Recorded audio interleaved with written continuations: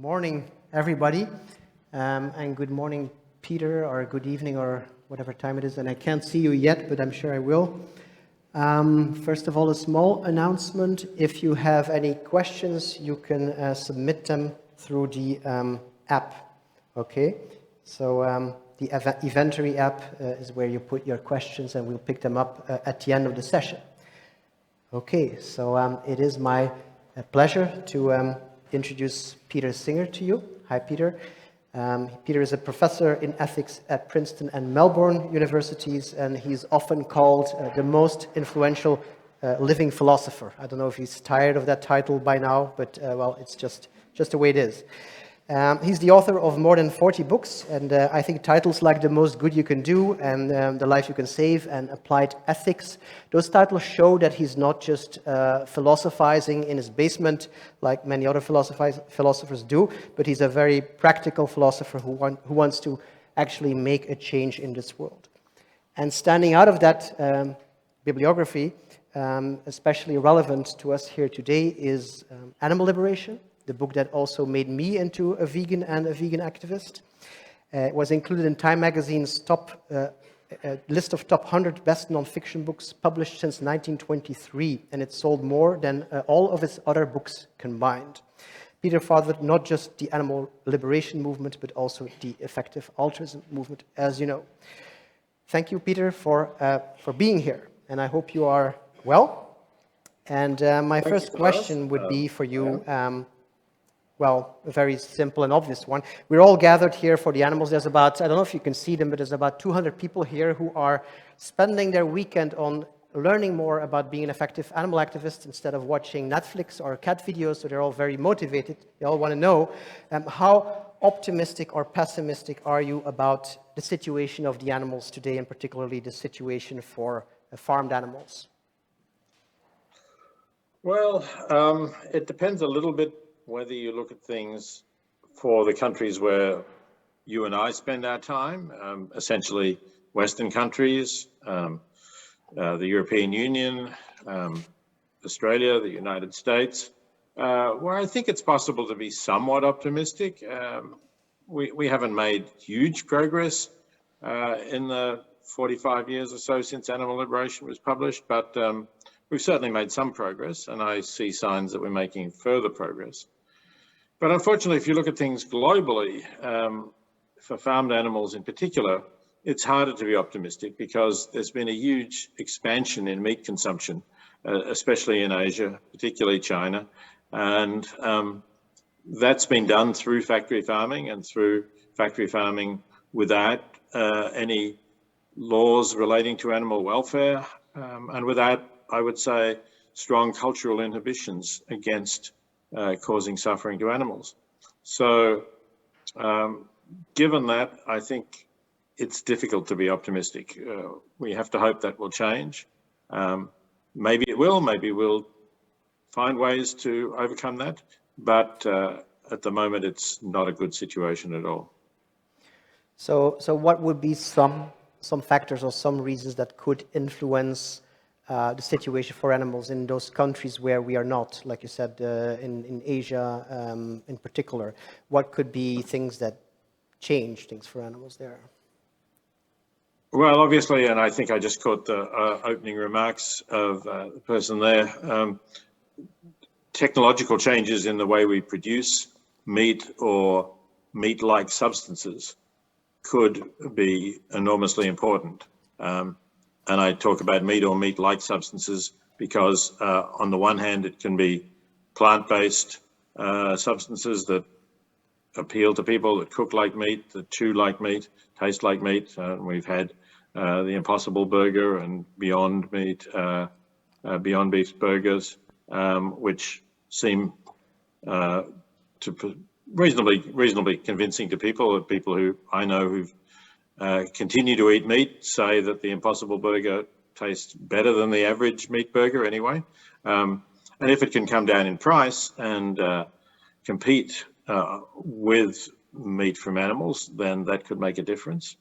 But we also have quite a lot of work going on in producing meat at the cellular level, so it would really be meat, but not from a not from a living animal, not from a whole organism.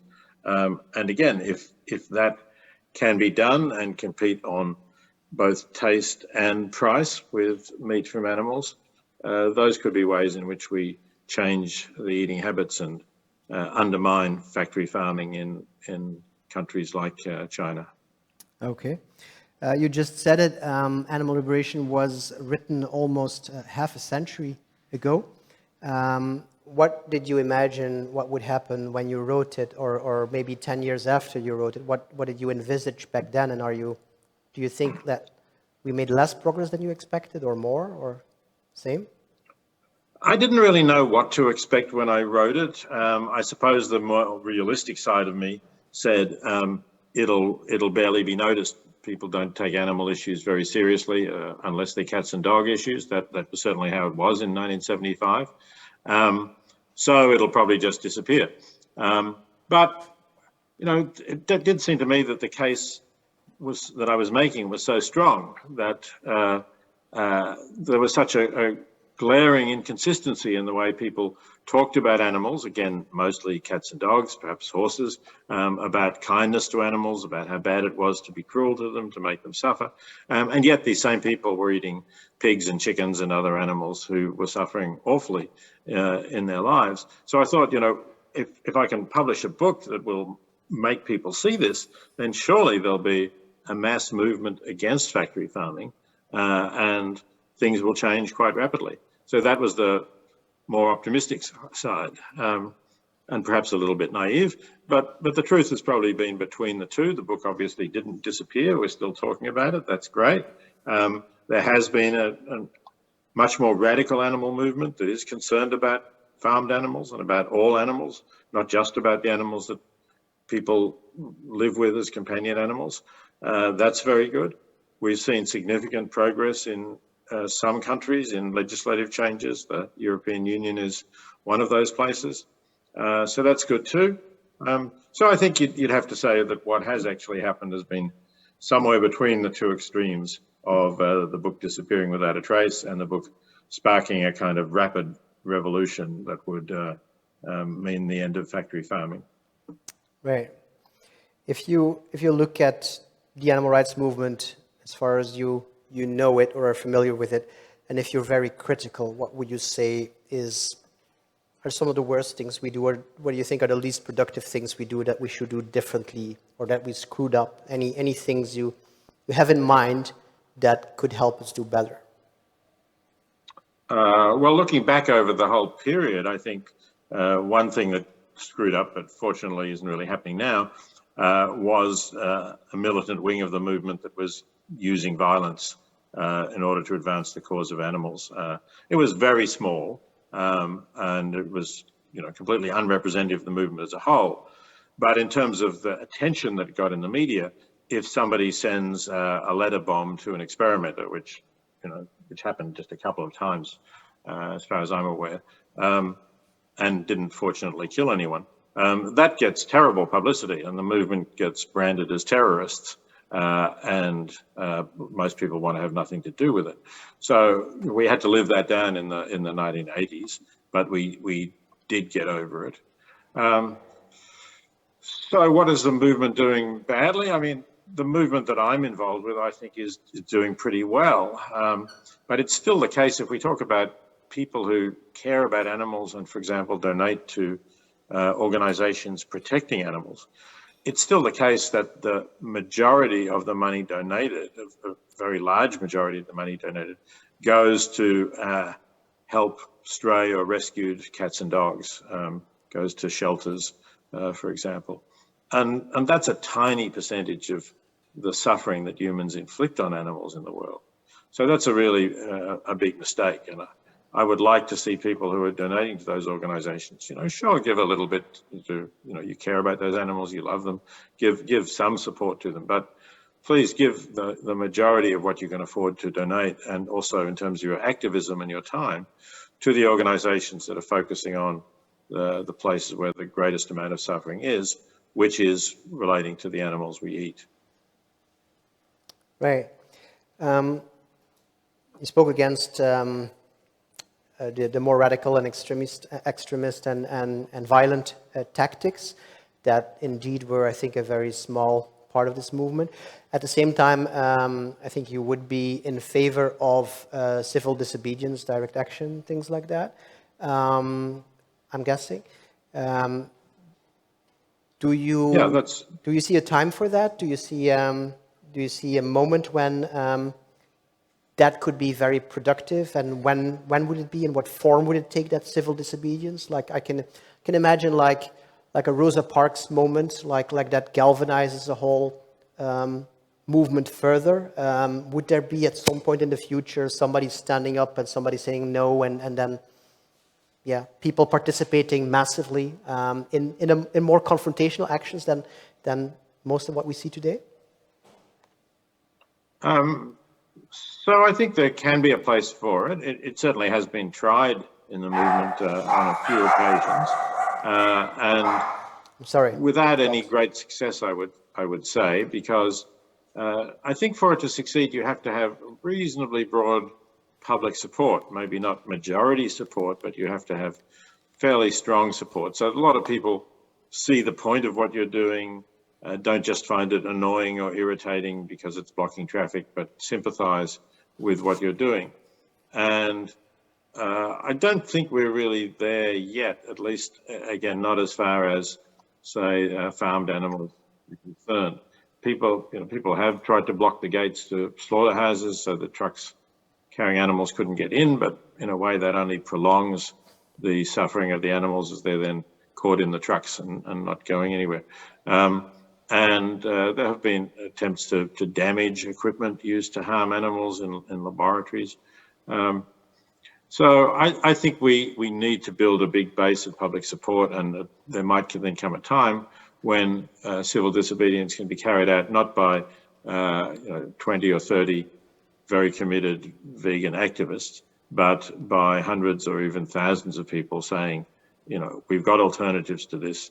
This has got to end. And we're prepared to go to court and be sentenced to prison if that's what it is, in order to show our sincerity and our commitment to stopping this atrocity from continuing. Yeah, I think I agree that the numbers are very important, and I'm also quite skeptical that we have these numbers. I mean, if you look at the biggest animal rights marches today, I think maybe in Tel Aviv, that was 10,000 people in the streets, and that's not even just for farmed animals, that's for cats and dogs as well. So it's only 10,000 people that come to the streets on one national day of protest for all kinds of animals. So that doesn't sound like very much. So, but at the same time, I do believe that this moment will come, and that what we do in terms of activism and our strategies and our interventions, it's very much, we have to look at it in the time, in the evolution of our movement. And an action can be wrong today or bad or unproductive today, but it could be very productive in the future. And I don't know if you would agree, but I think that if we could manage to make people less dependent on eating animal foods and society less dependent on creating those products, that the resistance will against change will drop a lot, and at that point we might have a lot more people on our side. And right now we have a lot of products, but they're still expensive, they're still not always available, they're still not always tasty, etc. Would you agree that could, like, the industry could like help galvanize that kind of revolution? Yeah, I do. I mean, I think we have to accept, that people are influenced by their desires about what they want to eat, and that's unfortunate. But even as a philosopher, I'm aware that we are not purely rational beings, and so if people are worried about what they're going to have for dinner, then that's a powerful reason for them to find objections to, even very weak objections to arguments saying that we shouldn't be treating animals the way we are when they're turned into somebody's dinner. But if that person no longer worries about that because they know that they can have a tasty and price competitive alternative to the animal product, then I think it will be much easier to persuade people that, in fact, they shouldn't be eating the animal product at all, and possibly even to join in the activism that is trying to stop this. So yeah, I think that is going to make a difference, and I hope that we can achieve those products, and particularly at the suitable price, within the next decade. Yeah, and do you think that in the meantime, some, I mean, the people who would do civil disobedience and direct action today, they would say it is to garner attention for these topics and to get it in the media and to really create more a bigger dynamic of other people who want to stand up, etc. Do you see a place for that at this point, like for of course non-violent and not crazy, but still confrontational direct action, civil disobedience at this point? Would you recommend it that some people do it at this point? I find that hard to answer because I don't think we have a lot of good research yet on the effect of that kind of, in-your-face direct action.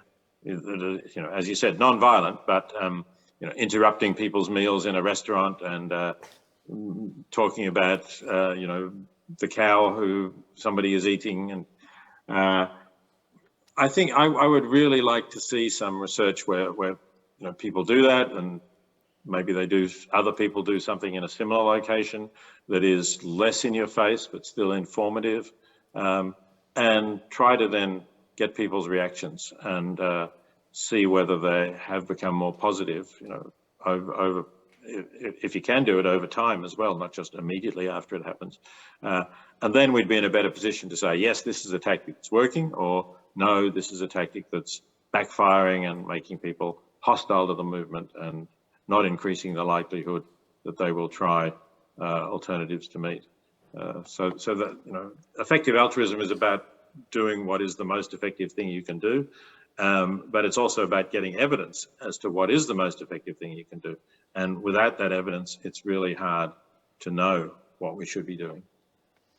Yeah, talking about effective altruism, what do you think that that movement has brought to the animal rights movement?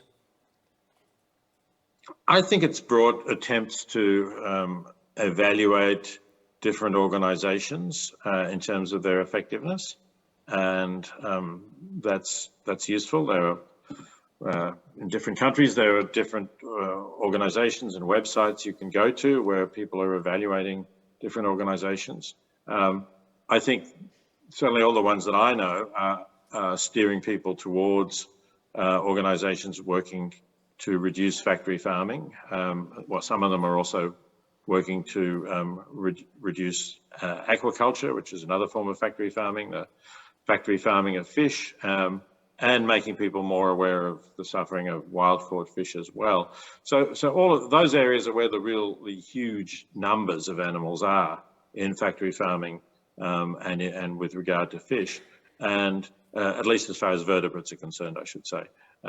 So if we can, then I think that's a good direction for people to be moved into, and I think the effective altruism movement is helping people to see that the numbers of animals suffering in these ways are so vast, tens of billions, or possibly in the case of wild-caught fish, even 1 trillion, that this is the way that the movement should emphasize, and this is the way supporters should help, and I think that that's a good thing. Yeah, one thing I can see with effective altruism, I mean, I think it rightly emphasizes the things that are, or it rightly encourages to measure or impact, but the result of that is that impacts that are harder to measure seem to get less, or interventions that whose impact is harder to measure seem to get less attention. And so, for instance, you can nicely track legal initiatives that have an impact on several billion chickens, for instance, and give them more space, and that is a very tractable thing. But attitude change is, for instance, seems a lot less tractable.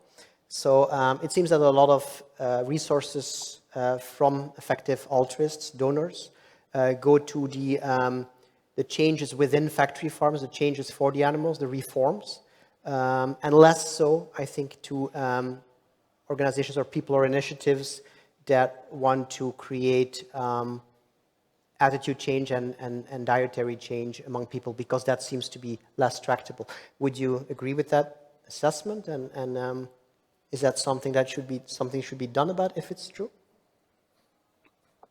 You're probably right in terms of the assessment of the effect that EA is having in the animal movement. But the question is, why is this? If it's that we don't know whether attitude change really works, then let's go back to the previous point that I made. We need to try to get that evidence. And the organizations that are trying to change attitudes should be trying very hard to actually see what impact they're having, and preferably to get independent scholars in to assess that for them, and to say, firstly, are we changing attitude? Do people have a different attitude to animals if we do this, whatever it might be? Let's say we put a leaflet into their hands, or we show them a video. And secondly, how long does that last? Because if we have an impact on them for a week, and then they're back to where they were a week later, or at least nothing changes in their purchasing habits, then even if we succeeded in changing attitudes briefly, it's not comparable to the benefits that we get from changing laws, let's say, to take your example, and giving chickens more room or getting them out of cages. So I think, again, it's a matter of saying, do we have the evidence?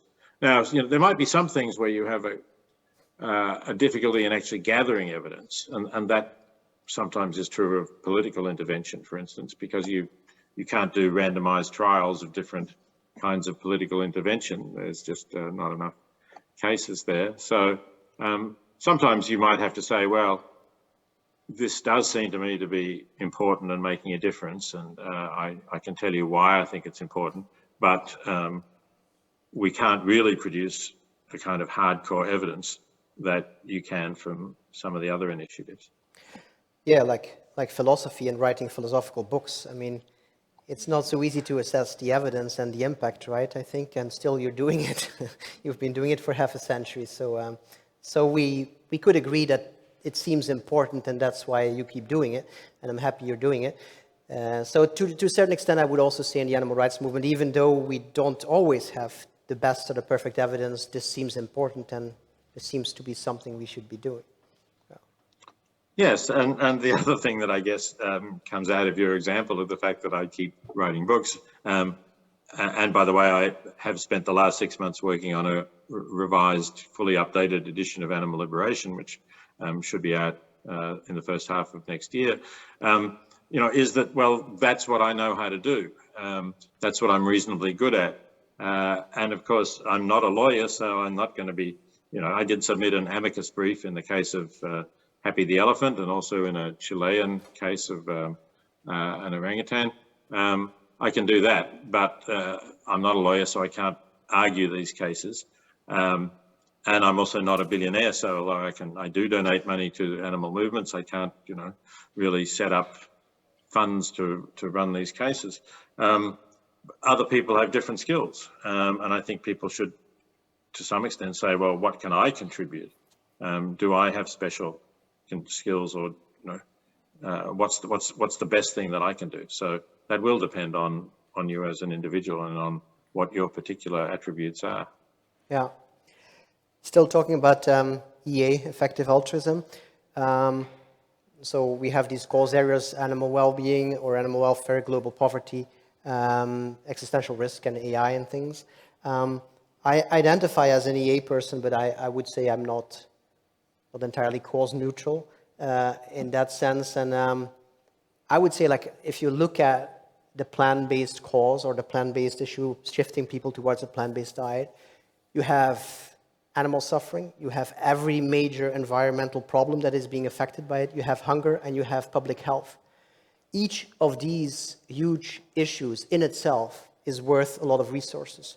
But here we have one topic, plant-based food, or the transition from animal to plant-based, that combines all these issues with one intervention, basically. So I would say like maybe the EA movement should devote more resources to it. Compared to what I'm seeing these days lately, that more and more resources are going to existential risk and AI risk. So animal welfare seems to be getting less attention, while I think it's so huge. And if you look at intercausal impacts, it seems that it should get more attention. What do you think? I agree, although let me say that animal issues do get quite significant attention in the EA movement. It's not a neglected cause at all. In fact, I would say, within the EA movement, animal issues get more attention than they do just in the general public. If you just took a random sample of people and said, which kinds of organizations do you support? I think you'd probably get less attention for animal welfare, even including the cats and dogs, than you would get if you asked the same question of a sample of EAs. And certainly if you talked about what you were talking about, trying to replace factory farming and get alternatives to meat, you would get more attention among EAs. So it is there, but you're right that it's perhaps should be getting even more attention than it is. And one reason why you can argue for that is that it is also relevant to existential risk. You talked about public health. Now, certainly I think the risks of pandemics are existential risks. We've been fairly lucky so far in that the highly contagious viruses, like COVID-19, are not existential risks. Most people survive them. But it and a lot of other viruses do come from animals, and many scientists have said if you wanted to create new viruses, what you would do is take 10,000 animals and crowd them into a shed so that their immune systems are stressed, and then have humans going among them to work through them so that if a virus mutates and is contagious to humans, they'll take it out into the community. And of course, that's exactly what factory farms are. So there is a component of existential risk that we're fighting when we fight factory farms. And not only viruses, but also the antibiotic resistance that develops from the routine feeding of antibiotics to farm animals could mean that we get bacteria that are deadly. So I agree. I think there's a lot going for it, even apart from the enormous amount of suffering. And I haven't even mentioned climate change either. Again, a lot of EAs don't think of climate change as strictly an existential risk, because they assume that even if global warming exceeds 2 degrees Celsius and maybe goes to 3 or 4 degrees Celsius, some humans will still survive in Antarctica or Siberia or wherever. And eventually, in a few hundred or thousand years, carbon levels will fall and they'll repopulate the Earth. But that's a pretty gloomy scenario all the same. So I think it's another reason why we certainly should be, EA should be paying a lot of attention to factory farming in particular. Yeah, and I mean, I of course agree with you. Like, I'm very happy with the attention that the animal cause is getting within EA, and it's certainly a lot bigger than among the general population. It just meant that within EA, it could proportionally maybe get somewhat bigger attention. Another topic would be, or another space where we would be able to expect maybe some change or good things for animals is governmental interventions. What do you think of the role governments, like maybe let's say in Western civilizations, in Australia or Western Europe, the United States, what could we expect from a government today, knowing the things they know by now? What would it be reasonable to expect, and what does it take for them to do more? What will it take for them to do more? Well, what we have expected in the past is that they take a forward-looking role in terms of animal welfare issues, and some governments have done that and are doing that. And again, I would point to the EU regulations in terms of factory farming and getting rid of the standard battery cage, of individual crates or stalls for breeding sows and for veal calves. Those are things that governments have done. More in the EU than elsewhere. In the United States, they've had to be pushed in states that have citizen-initiated referenda, like California, where similar sorts of laws have been passed, but only because the voters demanded it and got it on the ballot. Yeah, I'm not too thrilled with the Australian government at the moment. The government just announced that it is phasing out battery cages for laying hens, but guess when? The year of phase out is 2036. So it's going to take them 14 years to phase out the battery cage, although we have already obviously perfectly good alternatives. We have quite a number of cage-free and free-range places, and we know that we can produce eggs, and so there's absolutely no reason for that delay, except I suppose a bit of politics. But the things that we can look to governments to do now is to discourage meat eating on climate-related grounds, and I think that's starting to happen. Governments are more aware of the role that meat production plays in climate change. There's been a lot of medical opinion on the public health issues and a lot of scientific opinion on the greenhouse gases released. So I think governments should, and perhaps to some extent there are signs that they are, playing a different role in terms of encouraging a more strongly plant-based diet. And again, that's going to be politically difficult in some countries where farmers are politically important, where animal farmers, I should say, are politically important. But the case for doing it is very strong, and I think a lot of environmentalists realise that the case for looking at meat as a source of greenhouse gas emissions is very strong. So I'm hopeful that that's going to happen over the next few years. Yeah, it seems regarding government that the meat topic is in some countries getting more and more politicized. Like in France, I think every major political presidential candidate has posed with a cow or a burger to show not just their allegiance to the farmers, but also their allegiance to some cultural values symbol, to their allegiance to freedom, to the freedom to taste whatever they want. I think this is something we're seeing more and more in society, that there is especially a conservative part on the right that associates the whole vegan thing with a lack of freedom and with wokeness and with all kinds of things that they don't want to be affiliated with.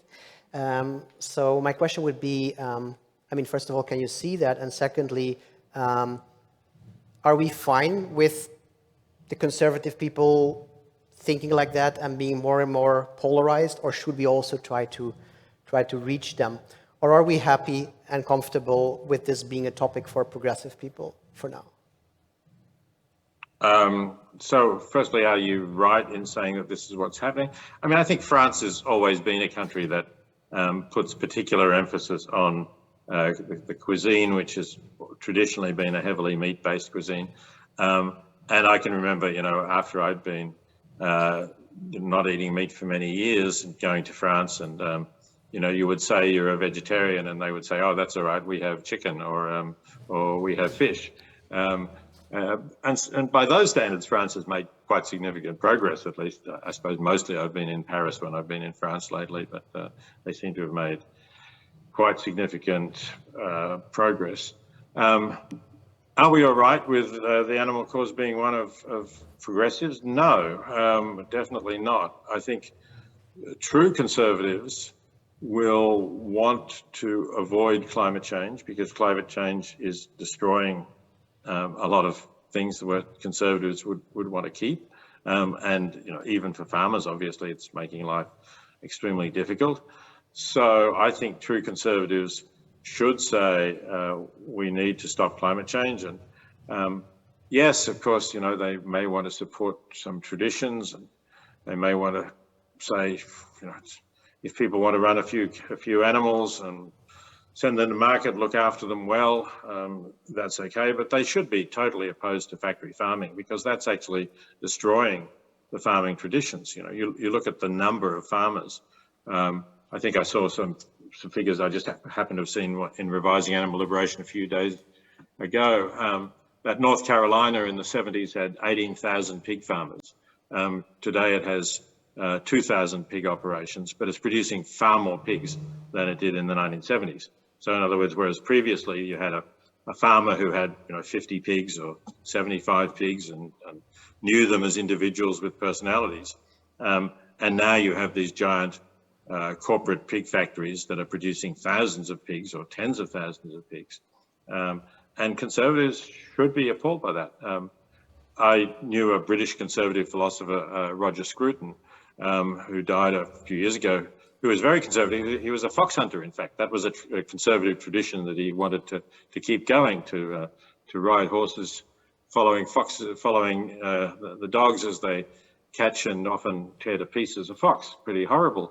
But he was strongly opposed to factory farming, even though he had a country property and kept a few pigs that he raised and killed. So, conservatives like that, I think we have some common ground with. The values are very different from ours, but we could join with them against climate change and against factory farming, and I'd be prepared to do that. But it's the corporate agribusiness which is just out to make a profit and doesn't give a damn about animal welfare, that I think we really need to be working against. Yeah, of course, the more progressive issues we are going to integrate within the animal rights movement, other progressive issues, woke issues, the more we do that, the more probably difficult it's going to be for conservatives to be attracted to our cause. Do you see some kind of conflict there? To what extent do you think we should focus on animal rights versus also incorporating a lot of other issues, like a lot of the movement is doing today? I'm not a big fan of what's sometimes called intersectionality, the idea that somehow, all of the issues are linked. I think it makes more sense to think about issues individually and say, I support this and I support that. And, I'm certainly not suggesting that people involved in the animal movement should only be concerned about animals. I think we should be concerned about a number of other issues as well. But the idea that because you're in the animal movement, you have to take what is referred to as a progressive view on all kinds of issues. I don't agree with that. I think we should be thinking for ourselves and not just saying, well, this is my, I pin the progressive label onto my chest, and therefore, without any further thought, I'm in favor of all of this range of issues. Okay, this is dangerous ground, as you know, so before we get into it too big, I'm going to switch to some personal questions, and then we go to the audience. We all know what Peter Singer thinks. I mean, if we read your books at least, but it seems difficult to know how you feel. So I was wondering, how do these problems that you think about daily and that you work for daily, how do they affect you personally? Do you get emotional, sad, depressed sometimes? Do you have a problem to keep on going, or does it come all naturally for you? I suppose on the whole, I'm a fairly positive and somewhat optimistic person, but I do get depressed. And in fact, as I said, I've just been revising Animal Liberation, which means that I have to read a lot of articles about factory farming. And there's a chapter on experiments on animals, which was also quite out of date and needs updating. So I had to look again at a lot of experiments in which really horrible things are done to animals. And that does get me depressed. I suppose it actually has two kinds of reactions. On the one hand, if I've spent a whole day doing this, I'm pretty down at the end of the day, and I there's no way that I enjoy it. But on the other hand, it gets me angry that these things are happening, and I want to stop them. And so it gives me the determination to continue to work at that, with the goal as I said, producing this new edition, which I hope a lot of people will read, and a lot of people say, oh, this issue hasn't gone away, and yes, it's really bad, and we need to do something about it. So I'm hopeful that it will contribute to at least ending some of these horrible things that I'm writing about. When I'm not doing something like that, I do try and distract myself from these bad issues, right? So I very much enjoy being in nature. My wife and I like hiking, and although we're getting a bit older and we can't quite do all the hikes we used to do when we were younger, but we still get out as much as we can. And I certainly don't think about the bad things going on in the world when I'm doing that. Talking about age, we are the two oldest people in the room. I'm the oldest person in the room. You're not in the room. These other people are quite young. What would you? This is the last question before we turn it to them. What would you recommend that they do in terms of their career if they want to do something for animals? What's the number one thing that you would tell them? Well, again, you know, there's a lot of different talents and abilities that I'm sure the people in the room have, and they need to think about that. But you know, there are many things already from what we've talked about. They could go into law and do animal law and could make a difference. They could go into politics and try to bring about change in that way. They could try to earn a lot of money so they can donate a lot of money to the most effective organizations in the animal movement. That's also a possibility. If they're good organizers, they could go and work for one of these organizations in the animal movement, or if they're good campaigners, if they're good writers, they could write things for those organizations and contribute to the public debate. So there are a lot of different things and different ways in which you can make a difference. But I hope you will, and of course, and I hope that those in the room who are young are going to live to see the day when these things that we've been talking about just don't exist anymore. Thank you. So do we all. Can I see the questions from the audience on the screen here? Yeah, one question. What is something that within this space you change your mind about within the animal space in your long career? Some specific thing? Well, one thing that I changed my mind about to some extent, and you can find it already between the first and the second editions of Animal Liberation. The first edition came out in 1975 and the second in 1990. And that was the argument that some people say that it's an old argument, actually. It goes back to the 19th century when Leslie Stephen, I think maybe, is the first writer I know to say this. And he said something like, pigs only exist because there are people here to eat them. If all the world were Jewish, there would be no pigs at all.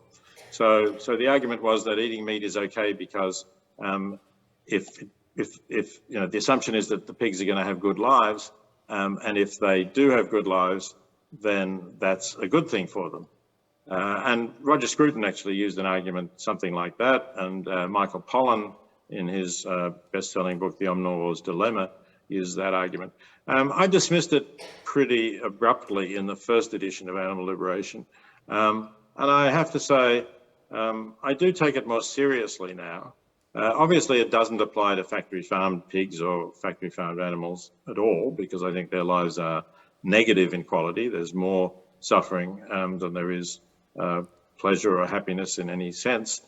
But in terms of the farmer who, you know, let's say, like Scruton himself, as I said, you know, has a few animals, gives them really good lives, and takes care that when they're killed painlessly.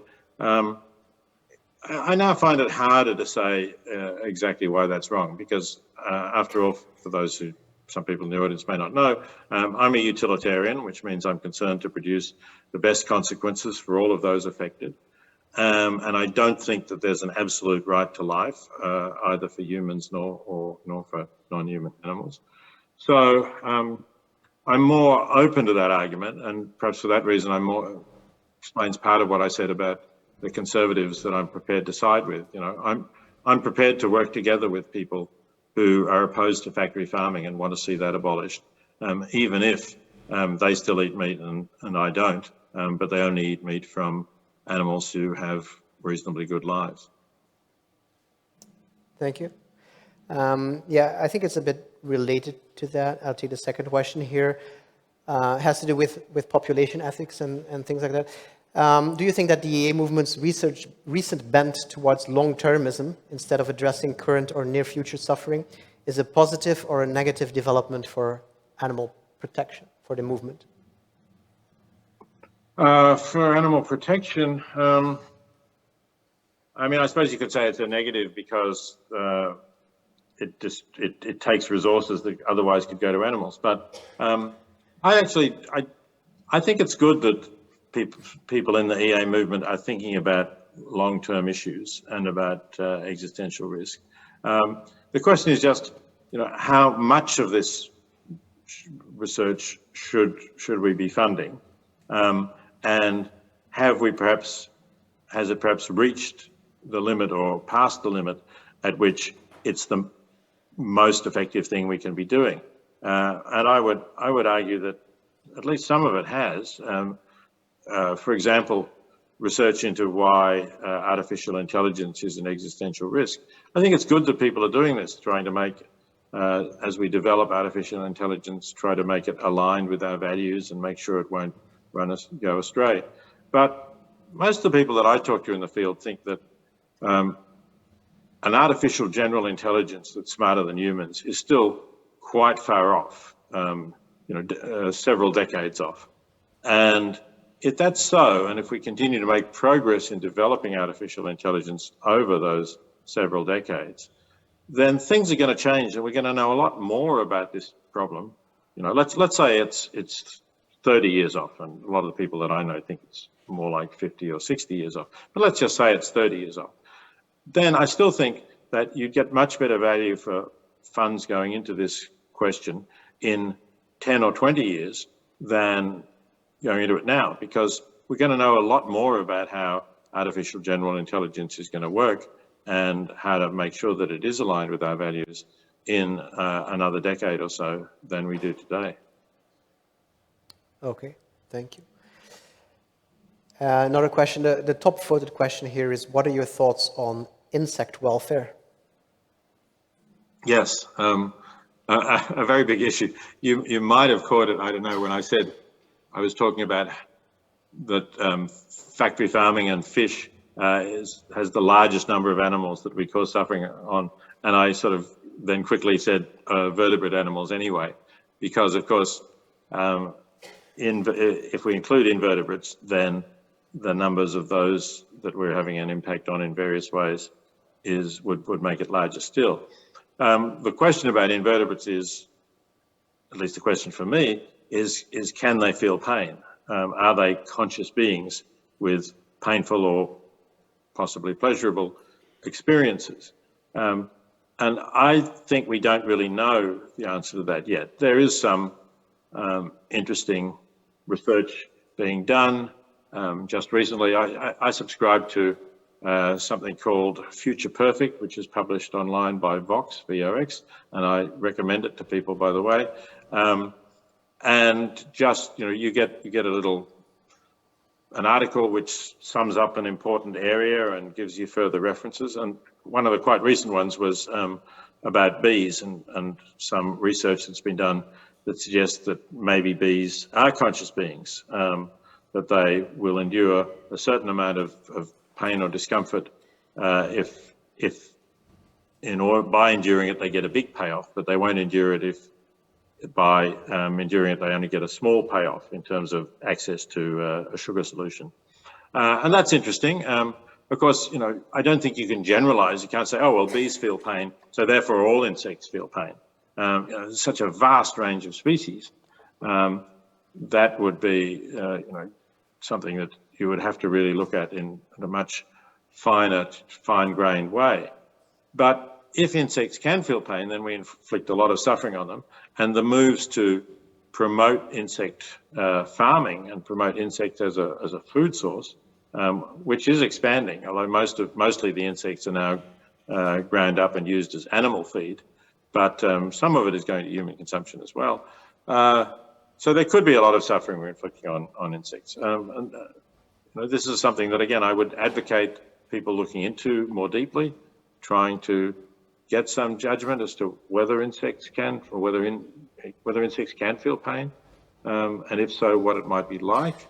And then, if that case is convincing, we should certainly be including insects in our sphere of concern. And let me just add one more thing. Given the numbers, if there's only, even if it's still a relatively low probability that insects can feel pain, we should be concerned about it because of the very large numbers that are affected by it. Yeah, regarding insects as feed, it strikes me as completely like absurd and terrifying that we would be feeding trillions of beings to billions of beings that we then eat. It's crazy. The next question here was, something comes to mind. If there's one thing that you would change about the animal advocacy movement, one thing that you would change, what would it be? I don't know that there's anything that I haven't already mentioned. I would like to change the focus, to shift the focus from cats and dogs onto farmed animals in particular. And that would be the thing that I would most want to do at the moment. Okay. The next question is a bit tricky for me. It's asking what you think of my suggestion that at this moment, asking meat eaters to reduce their consumption is a better strategy than asking them to go vegan. So if you say this is like a bullshit suggestion, it's like a really bad time for me. Yeah, no. I think Tobias, you and I are both pragmatists. We're both concerned about the consequences of what we're doing. And I know that you're saying this because you believe that it's likely to lead to a bigger overall reduction. And, this is a familiar argument. Getting another 2% of the world's population to be vegan is not going to reduce meat consumption nearly as much as getting all the non-vegan people to, have a meat-free day, or what is Mark Bittman suggested, vegan until 6 p.m. or something like that. All of those strategies would have a much bigger impact in reducing animal suffering than getting another 1 or 2% to be vegan. So, again, we need evidence that this works, that trying to get people to eat less meat actually does mean that they eat less meat. I think there probably is some evidence about that, and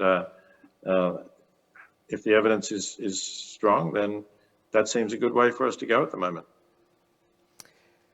All right. Question about diversity.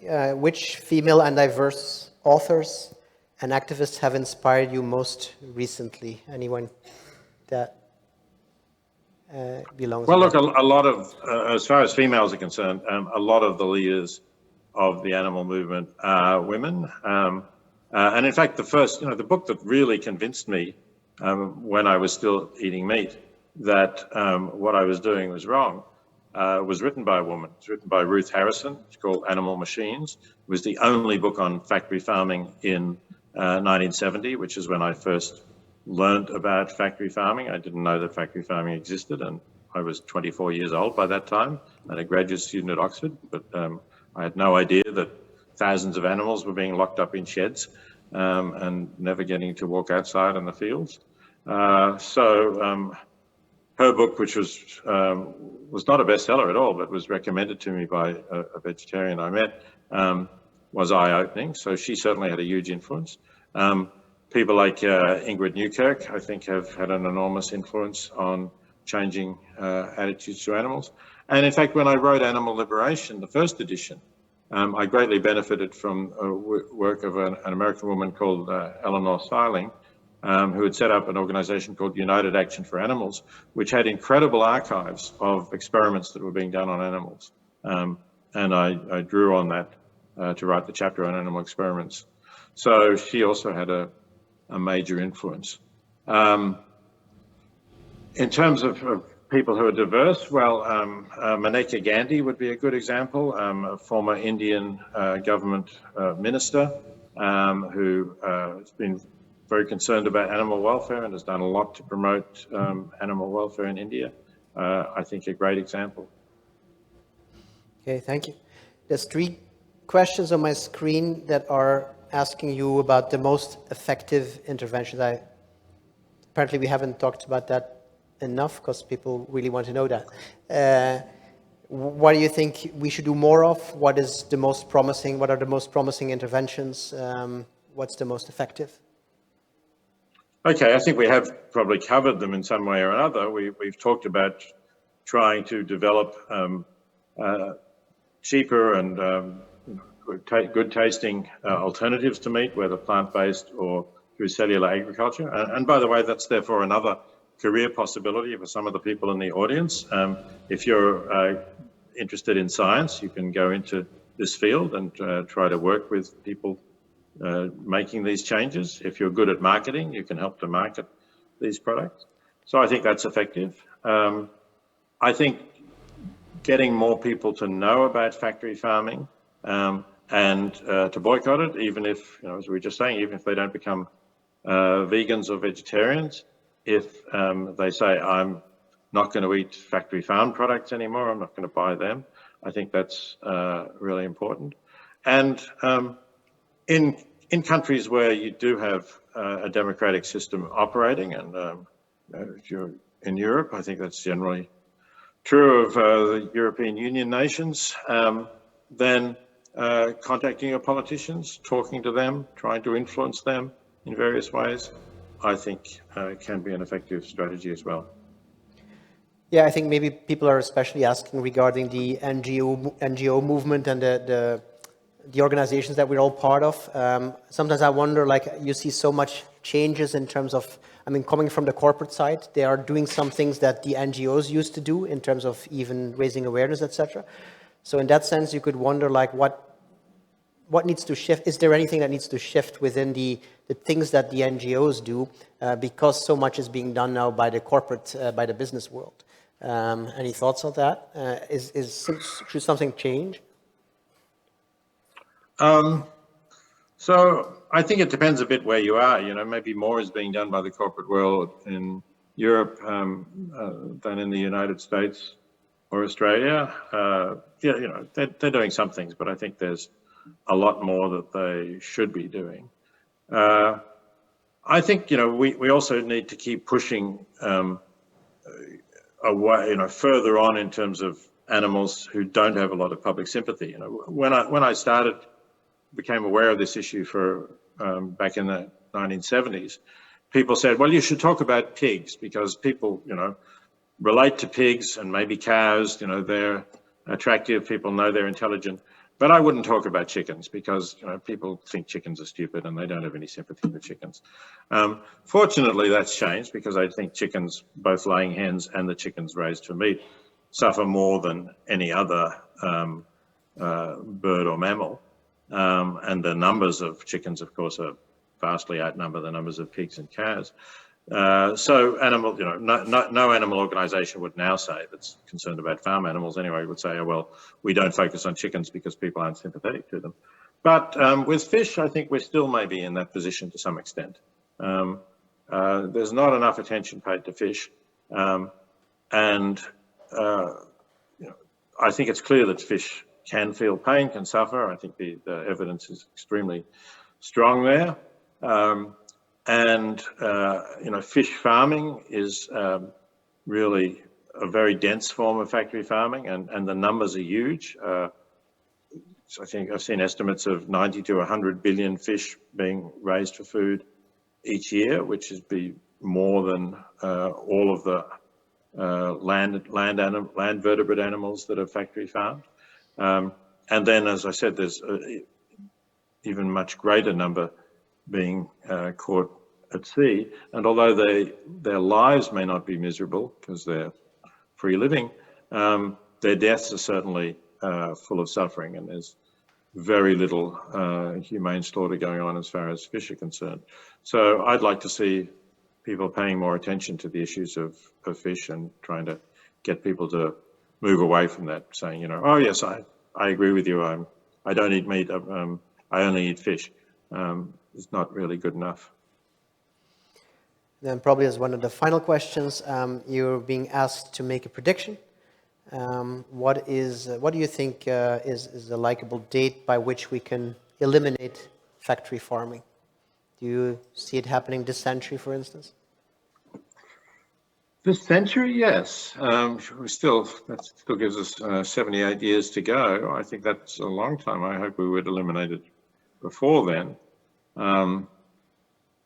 But I don't know. It's really, I mean, I'm probably not going to be around, you know. It's not going to be in the next 10 years, and I don't know how much longer I'll be around, so nobody will point the finger at me and say, hey, you got that seriously wrong. If I say 2050 or something like that, that would seem to me to be a reasonable estimate. Sometimes I wonder, like, suppose we can make an agreement with all the farmers in the world and we tell them, like, okay, we agree to phase it out, like you said about the chickens in Australia in 2036. We agree to phase it out in the year, whatever, somewhere after they are retired. What year would you be happy for? What would you sign up to? Oh, I see. So it's kind of a trade-off. Otherwise, it won't happen. But if we sign up to a given year, it will happen. Yeah, well, obviously, we would want to do it earlier than I think the alternatives would make it inevitable anyway. So somewhere in the 2040s, I guess I would, 2040, 2045, I would sign up to that, I think, if I really knew that it was going to happen. Yeah. All right.